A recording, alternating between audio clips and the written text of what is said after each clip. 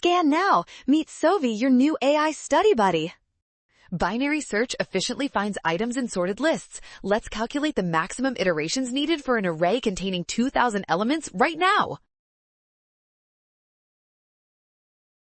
In a binary search, each iteration splits the remaining search area exactly in half.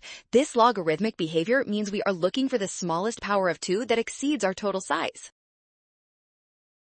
Since our array has 2,000 elements, we need to find the value of k where 2 to the power of k is at least 2,000. Let's check the powers now.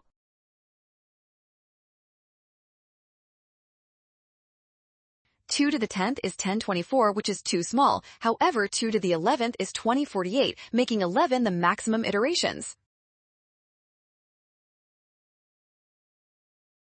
Well done! Scan the code to learn with Sovi. Avoid rushing and watch signs. Trust given info and check steps for D.